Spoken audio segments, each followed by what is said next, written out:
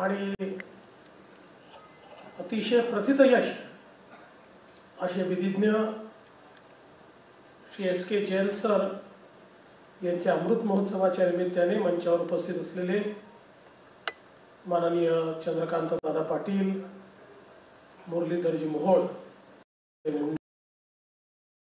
मिसाळ, मेधाताई कुलकर्णी, भीमराव अण्णा तारकीर, हेमंतजी रासने, बापूसाहेब पठारे, राज्याचे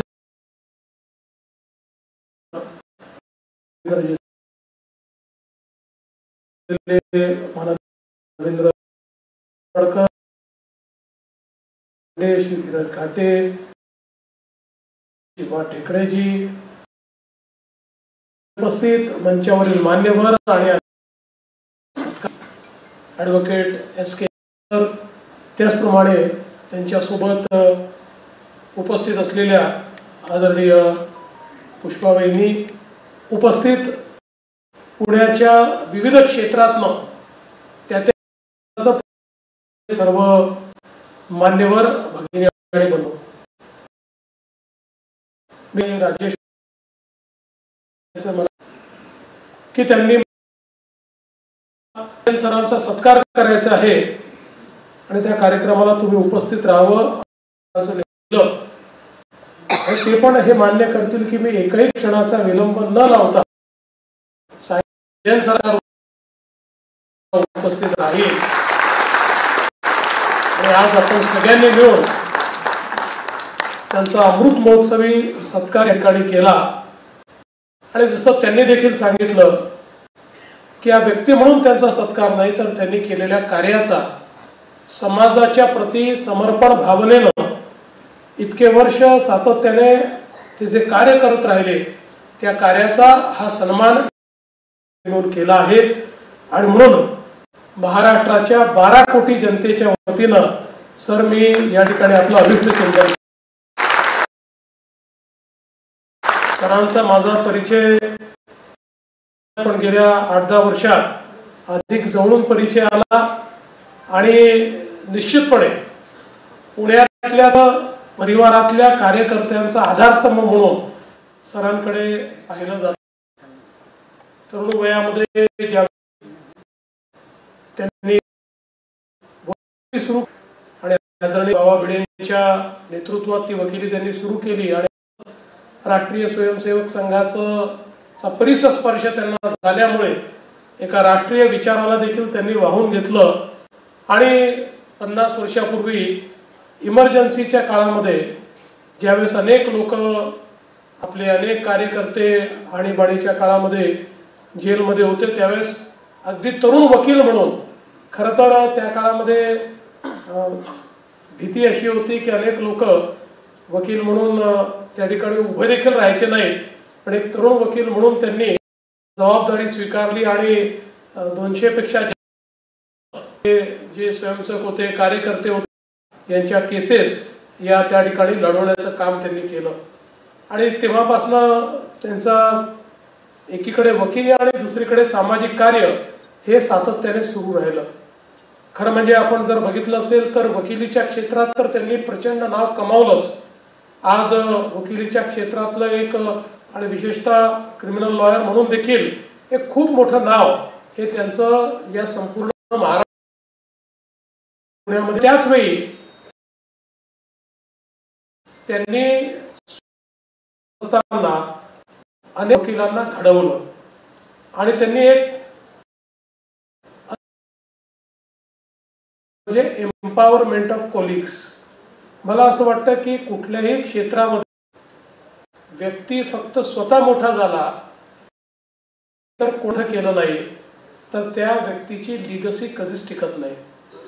शेवटी आपल्याला ती लिगसी जी आपण निर्माण करतो ती टिकवायची असेल तर ती आपल्या टिकवता येते.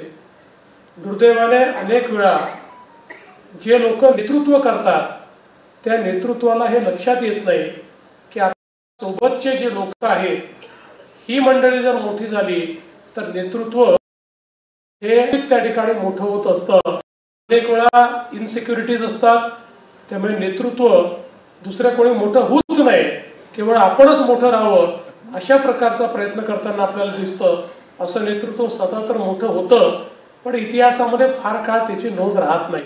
आणि म्हणून हा जो मंत्र आज आपल्याला ठिकाणी जैन सरांनी दिलाय, एम्पावरमेंट ऑफ कोलिग्स, आपल्या सहकाऱ्यांना त्या ठिकाणी अधिकार द्यायचा, त्यांना जबाबदाऱ्या द्यायच्या आणि त्यांना मोठं करायचं. मला असं वाटतंय की SK हे जे नाव इतकं मोठं झालं त्याच्या पाठीमागचा गुरुमंत्र हा एम्पावरमेंट ऑफ कोलिग्स आहे. आणि त्यांनी असे अनेक वकील घडवले, त्यातले काही जज देखील झाले, अतिशय चांगलं कार्य या क्षेत्रामध्ये केलं. पण हे सगळं करत असताना मला असं वाटतं की त्यांनी त्यासोबत एक दुसरी गोष्ट देखील आपल्याला सांगितली की हे सगळं मी काही केलं नाही, मला याचं क्रेडिट मिळालं. मला असं वाटतं की हाही माणसाच्या ठाई मोठेपणा असावा लागतो. मोठ्या माणसाला क्रेडिट घ्यावं लागतं, मोठ्या माणसाला क्रेडिट मिळत असतं, समाज ते पाहून देत असतो, ते मागावं लागत नाही. त्यामुळे सर तुम्ही ज्यावेळेस लोक मोठी करता त्यावेळेस ती लोक ज्यावेळेस मोठं किंवा कोणाच्या हाताखाली तयार झाला, SK जैन सरांच्या हाताखाली तयार झाला, म्हणजे हे जे नेतृत्व असतं, हे जे कर्तृत्व असतं ते निश्चितपणे लोक बघतात. आणि म्हणून आपण विनम्रपणे सगळं जे घडलं ते घडलं आणि मला क्रेडिट मिळालं असं जे सांगितलं, यातला आपला भाव जरी वेगळा असला तरी देखील निश्चितपणे आपण जी मेहनत केली, जे कर्तृत्व केलं, ज्या प्रकारे समाजामध्ये वावरलात, त्यातनंच हे क्रेडिट आपल्याला मिळालं. आणि त्यामुळेच आज आपण पाहतोय की ज्यावेळेस सरांचा सत्कार आपण ठेवला तर सर्व प्रकारच्या विविध वर्गातली मंडळी या सत्कारामध्ये आपल्याला पाहायला मिळते. वॉक्स ऑफ लाईफ ज्याला आपण इंग्रजीमध्ये म्हणतो, अशा ऑल वॉक्स ऑफ लाईफ मधली मंडळी आपल्याला या ठिकाणी पाहायला मिळत आहे. सरांनी वकिलीसोबत आपल्याला कल्पना आहे की शिक्षण क्षेत्रातही उत्तम काम केलं. खडकी शिक्षण संस्था असेल किंवा शिप्र मंडळी असेल, याच्यामध्ये त्यांनी काम केलं. यातला सगळ्यात महत्त्वाचा जो भाव आहे की जबाबदारी आल्यानंतर आपण या विश्वस्त मंडळाचे प्रमुख आहोत, त्यामुळे विश्वस्त भावना की संघाच्या विचारांचा आहे की संघ विचाराचा विश्वस्त हा कधी मालक बनत नाही, तो नेहमी विश्वस्त असतो. त्याच्या मनामध्ये ही नेहमी भावना असते की आपण मालक नाही आहोत, आपल्यावर ट्रस्टीशिपच्या भावनेनं टाकलेली जबाबदारी आहे. त्यामुळे ही जबाबदारी आपल्याला पार पाडायची आहे. आपल्याला जे काही दिलेलं आहे ते मोठं करायचं आहे, ते व्यापक करायचं आहे, ते करायचं आहे. आणि त्यातनं ज्या दिवशी आपलं काम संपेल त्या दिवशी दुसऱ्या कोणाच्या तरी हाती ते सोपवायचं आहे. या भावनेतूनच शिक्षण क्षेत्रामध्ये त्यांनी काम केलं. आणि म्हणूनच शिक्षण क्षेत्रात काम करत असताना या शिक्षण संस्था ते अजून त्या ठिकाणी शिखर पादक्रांत करतायत. अशा सगळ्या परिस्थितीमध्ये त्यांनी कधी हा विश्वस्त भाव सोडलेला नाही. किंबहुना त्याच्यामध्ये सगळं आता माझ्या खिशात गेलं पाहिजे, माझ्या घशात गेलं पाहिजे, अशा प्रकारचा भाव हा कधीच त्यांच्या मनामध्ये आला नाही. आणि म्हणूनच मला असं वाटतं की अशा प्रकारचं करू शकले. त्यासोबत आपल्याला कल्पना आहे की आरोग्याच्या क्षेत्रामध्ये गरीबातल्या गरीब व्यक्तीपर्यंत आरोग्य पोचणं कॉन्ट्रीब्युशन आहे. हे कॉन्ट्रीब्युशन देखील अत्यंत महत्त्वाचं आहे. शेवटी समाजामध्ये ज्यावेळेस माणूस यशस्वी होतो त्यावेळेस यशस्वी हा जर समाजाला परत देण्याचा विचार करणार नाही तर समाजाचं चक्र योग्य प्रकारे चालत नाही. आणि विशेषतः त्यांनी ज्या जैन विचाराचा या ठिकाणी उल्लेख झाला, जितोचा वगैरे, तर त्या ठिकाणी तर लर्न, अर्न अँड रिटर्न अशा प्रकारचा मंत्र आहे. आणि तोच मंत्र मला असं वाटतं की सरांनी आपल्या जीवनामध्ये त्या ठिकाणी अंगीकारला. लर्न, अर्न आणि रिटर्न सगळं समाजाला परत देण्याचं काम हे त्यांच्या माध्यमात होताना आपल्याला पाहायला मिळत आहे.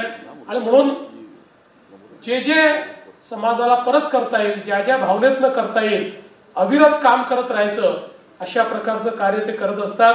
आणि कोणी अडला नडला, कोणी त्यांच्याकडे गेला तरी त्याला मदत करायचं काम त्यांच्या माध्यमातून होतं.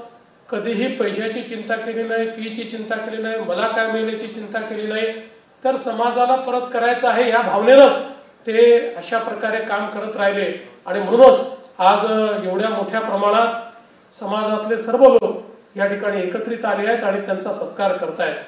त्यांचा संबंध अत्यंत व्यापक आहे. सर्व व्यापी आणि सर्वस्पर्शी अशा प्रकारचा त्यांचा संबंध आहे. समाजातल्या विविध विचारांच्या लोकांशी त्यांचा संबंध आहे. विविध जाती धर्माच्या लोकांशी त्यांचा संबंध आणि संपर्क आहे आणि आपल्या संपर्कातनं लोकांना आपलंसं करून घेणं यामध्ये त्यांची हातोटी आहे.